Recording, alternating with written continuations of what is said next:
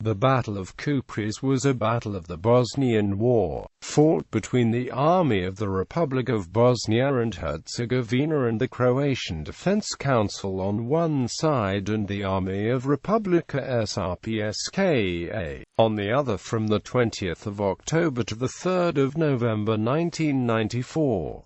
It marks the first tangible evidence of the Bosniak-Croat alliance set out in the Washington Agreement of March 1994, brokered by the United States to end the Croat-Bosniak War fought between the ARBiH and the HVO in Bosnia and Herzegovina. The ARBiH and the HVO were not coordinated at first, rather they launched separate operations aimed at capture of Kupres. The ARBiH offensive, codenamed Autumn '94, started on the 20th of October, with the primary aim of advancing from Bugojno towards VRS-held Donji Vakuf, supported by a secondary attack towards Kupres aimed at disruption of the VRS defenses and threatening a supply route to Donji Vakuf. The primary attacking force soon ground to a halt, shifting the focus of the operation to Kupres, where substantial reinforcements were deployed to ensure a gradual advance of the ARBiH. On the 29th of October, the HVO decided to attack, as it considered the ARBiH had directly threatened the strategic Kupres plateau. The HVO launched its offensive, codenamed Operation Sinkar, on the 1st of November, following a brief lull in the ARBiH advance, thought to be brought on by a variety of causes and a direct request by the President of Bosnia and Herzegovina Alija Izetbegović to the ARBiH to cooperate with the HVO. Commanding officers of the two forces met to coordinate their operations for the first time since the Washington Agreement. Kupres itself was captured by the HVO on the 3rd of November 1994. Besides the political significance of the battle for future developments of the war in Bosnia, the battle was militarily significant for planning and execution of Operation Winter '94 by the Croatian army and the HVO aimed at relieving the siege of Bihać in late November and December 1994.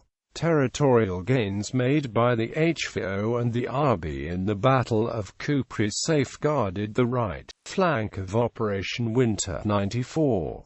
Background: the 1990 revolt of the Croatian Serbs was centered on the predominantly Serb-populated areas of the Dalmatian hinterland around the city of Nin, parts of Lika, Kordun, Banovina regions and in eastern Croatian settlements with significant Serb populations. These areas were subsequently named the Republic of Serbian Krajina. The RSK declared its intention of political integration with Serbia and was viewed by the government of Croatia as a rebellion. By March 1991, the conflict escalated to war, the Croatian War of Independence. In June 1991, Croatia declared its independence as Yugoslavia disintegrated, followed by a 3-month moratorium on the decision. Thus the decision came into effect on the 8th of October. A campaign of ethnic cleansing was then initiated by the RSK against Croatian civilians and most non-Serbs were expelled by early 1993.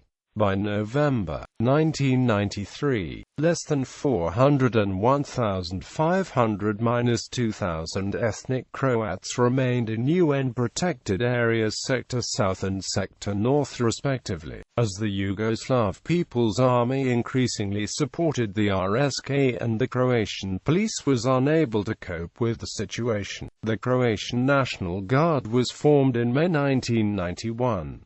The ZNG was renamed the Croatian Army in November. The establishment of the military of Croatia was hampered by a United Nations arms embargo introduced in September. The final months of 1991 saw the fiercest fighting of the war, culminating in the Battle of the Barracks, the Siege of Dubrovnik, and the Battle of Vukovar. In January 1992, the Sarajevo Agreement was signed by representatives of Croatia, the JNA and the UN, and fighting between the two sides paused, ending the series of unsuccessful ceasefires. United Nations Protection Force was deployed to Croatia to supervise and maintain the agreement. The conflict largely passed on to entrenched positions, and the JNA soon retreated from Croatia into Bosnia and Herzegovina, where a new conflict was anticipated, but Serbia continued to support the RSK. HV advances restored small areas to Croatian control, as the siege of Dubrovnik was lifted, and in Operation Maslenica, Croatian towns and villages were intermittently attacked by artillery or missiles. As the JNA disengaged in Croatia, its personnel prepared to set up a new Bosnian Serb army, as Bosnian Serbs declared the Serbian Republic of Bosnia and Herzegovina on the 9th of January 1992, ahead of the 29th of February the 1st of March 1992 referendum on independence of Bosnia and Herzegovina, which would later be cited as a pretext for the Bosnian War. Bosnian Serbs set up barricades in the capital, Sarajevo, and elsewhere on the 1st of March, and the next day the first fatalities of the war were recorded in Sarajevo and Doboj.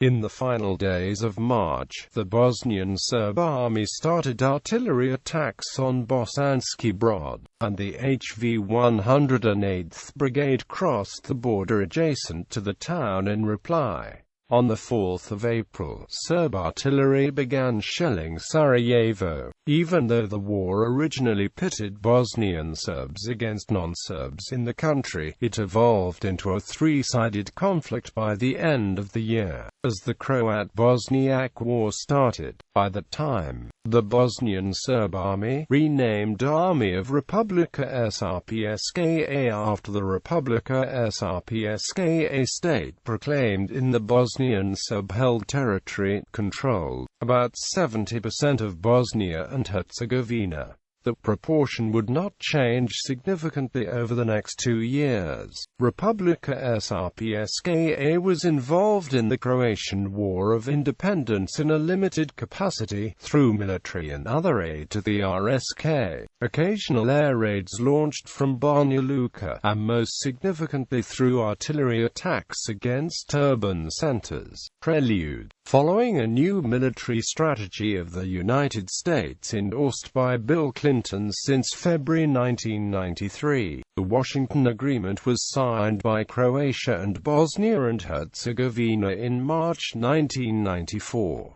The agreement ended the Croat-Bosniak War and established the Federation of Bosnia and Herzegovina. The political settlement allowed the ARBiH and the HVO to deploy additional troops against the VRS in a series of small-scale attacks designed to wear down the Bosnian Serb military, but the attacks claimed no territorial gains before October. The ARBiH adopted an attrition warfare strategy relying on its numerical superiority compared to the VRS, which suffered from manpower shortages. This strategy aimed for limited advances without support of heavy weapons and means of transport, unavailable to the ARBiH at the time. In March to November 1994, the ARBiH conducted a series of attacks with relatively limited objectives, attacking the VRS at the Vlasic Mountain, the Stolas Peak of the Majevica Mountain and Donji Vakuf, as well as in the area between Tuzanj and Teslic, near Biritsko, Kladanj, Sarajevo, on the Bjelaznica and the Treskavica Mountain, Grakanica, Vareskonic and Doboj.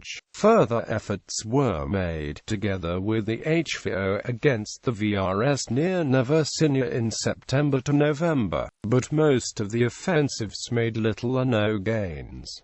At the same time, VRS attacks north of Sarajevo were successfully repulsed. It was hoped by the ARBiH General Staff that the VRS could not muster sufficient reserves to hold off the simultaneous, relatively limited attacks. Little territory changed hands as a result of the ARBiH offensive by the end of October, but the VRS shortage of troops worsened. Kupres was of interest to the ARBiH and the HVO, albeit for different reasons. The HVO wanted to reverse April 1992 loss of the town, home to a significant Croat community before the war, and to control the Tomislavgrad-Bugojno-Sipovo road. The ARBiH advance towards Kupres was planned as a secondary axis of its offensive towards Donji Vakuf, 20 kilometers to the northwest. Codenamed Autumn 94. The ARBiH wanted to deny the VRS a supply route passing through Kupres in order to weaken VRS defense around Donji Vakuf. It is not clear how the ARBiH and the HVO coordinated before their advance to Kupres. Most probably, the two forces' commanders agreed on a simultaneous offensive against Kupres,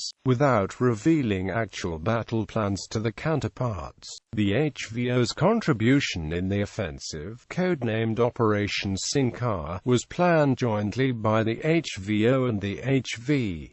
Order of battle. Initially, the ARBiH committed 3,130 troops to its secondary axis, the thrust towards Kupres. They were organized with the 370th Mountain Infantry Brigade on the right flank of the 14-kilometer front manned by the ARBiH 7th Corps southwest of Bugojno, and the 307th Mountain Infantry Brigade on the left flank of the ARBiH effort. In the primary attack axis zone, the ARBiH grouped about 5,600 additional troops, facing an estimated 4,800 VRS soldiers around Donji Vakuf. Kupres itself and the surrounding plateau were defended by approximately 2,700 VRS troops, assigned to the 7th Motorized Infantry Brigade of the 2nd Croatian Corps, supported by corps-level artillery and armor. The bulk of the HVO force consisted of troops contributed by the 1st, the 2nd and the 3rd Guards Brigades,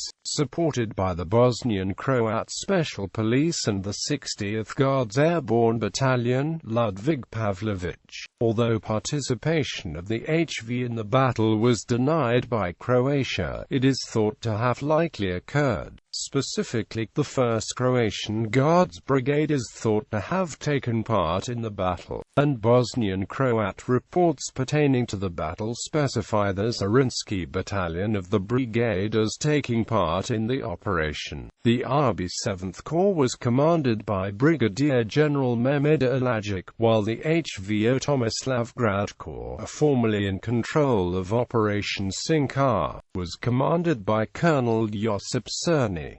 The VRS 2nd Croatian Corps was under command of Colonel Radovoj Utomanik. Timeline. October. The ARBiH launched the secondary axis of Operation Autumn 94, drive towards Kupres, at 2 a.m. on the 20th of October, hours after the primary attacking force started moving against Donji Vakuf. As the primary effort of the ARBiH offensive bogged down the same day, Kupres became the main objective. The 317th Mountain Infantry Brigade was added to augment the ARBiH force that made initial advances towards Kupres. The next day, as the ARBiH gradually advanced, elements of the 305th Mountain Brigade were also sent as reinforcements to the attacking force. By the 23rd of October, the ARBiH moved close enough to Kupres to direct heavy mortar fire against the town. On the 25th of October, the ARBiH 7th Corps requested a meeting with the HVO Tomislavgrad Corps representatives to coordinate further advances in the area. However, the HVO postponed the meeting until after the 28th of October due to replacement of the Tomislavgrad Corps commanding officer. On the 27th of October, the ARBiH 37th Light Infantry Brigade was added to the attack, slowly progressing from one mountain ridge to the next. In addition, elements of the 27th Mountain Infantry Brigade and a battalion of the 7th Conscripted Mountain Infantry Brigade joined the ARBiH push. On the 28th of November, the ARBiH General Staff committed a Guards Brigade attached to the General Staff to the battle. Since the beginning of the ARBiH offensive, the HVO had been assembling 3 of its 4 Guards Brigades under command of General Antiroso, as well as other supporting units, including the 60th Guards Airborne Battalion. On the 29th of October, the Ministry of Defense of the Croatian Republika Srpska and the HVO General Staff met and decided to launch Operation Sincar to capture the town of Kupres. The decision was reportedly motivated by a desire to consolidate territory controlled by the HVO around Kupres and by the strategic importance of the Kupres Plateau, which commanded the northern approaches to the HVO-held Livanjsko field. The operation was originally scheduled for the 31st of October at 4:30 am, only to be postponed by 24 hours, as the HVO needed more time to prepare. Delayed arrival of reconnaissance teams further postponed the HVO offensive until 8 am on the 1st of November 1994. The HVO advanced north along 2 main axes of attack. The western axis advanced from Suaka along the main road towards Kupres, capturing the village of Donji Vakuf on the 1st of November. The eastern axis of the HVO offensive moved from Ravno towards Rilic.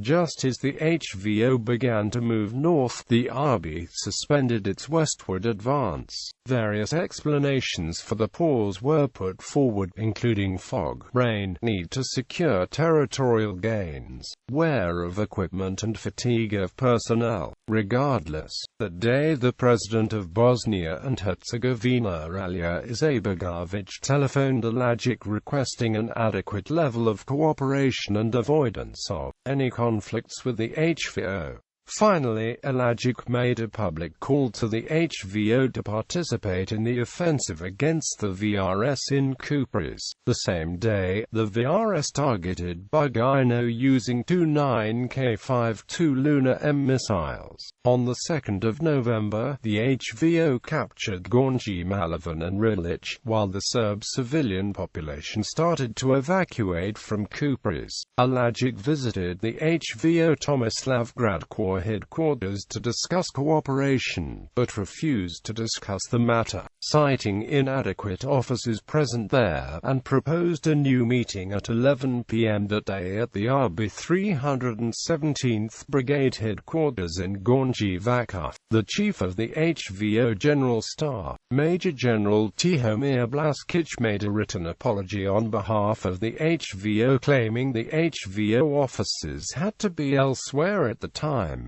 A new meeting took place as proposed by Alajic. The meeting concluded at 3 am, with an agreement between Alajic and Cerny to withdraw some of the ARBiH troops on the right flank of the HVO thrust to allow the HVO to strike Kupres from that direction, and coordinate the further advances beyond Kupres. Although cooperation was established, there was no joint command of the ARBiH and the HVO. The ARBiH pullback was completed by 11 am on the 3rd of November, while the right flank of the ARBiH force pressed forward to capture the Kupreska Vrata Pass, 3 kilometers away from Kupres. The Bosnian Croat Special Police and the 60th Guards Airborne Battalion entered Kupres shortly after noon, and the HVO completed capture of the town by 1:30 p.m. The HVO proceeded to capture nearly the entire Kupres plateau, bringing the 1st, the 79th and the 80th Home Guards regiments of the HVO to hold defensive positions on the plateau. The VRS was unable to counter-attack in a timely manner, because it had no reserves in place for the task. Aftermath. The ARBiH significantly shortened its positions held opposite the VRS and captured 130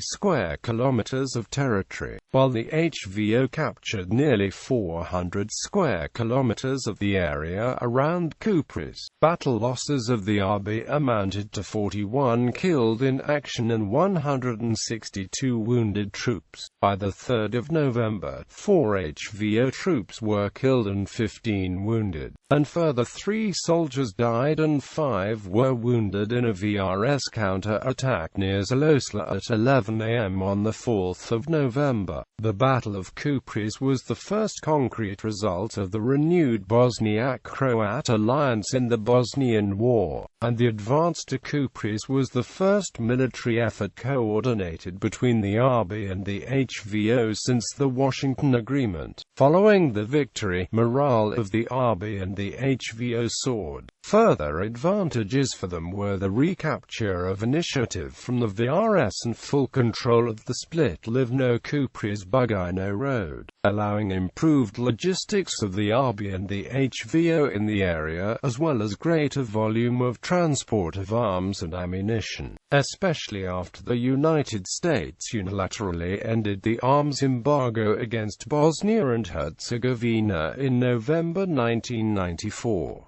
The move in effect allowed the HV to supply itself as the arms shipments flowed through Croatia. Finally, the outcome of the Battle of Kupres secured the right flank of the Livanjsko field, which became especially significant later that month when Operation Winter 94 was launched by the HV and the HVO northwest of Livno in order to draw off a part of the force besieging Bivak and prevent capture of Bivak by the VRS. The battle is considered to be a significant contribution to subsequent success of the HV in the Croatian War of Independence and the Bosnian War.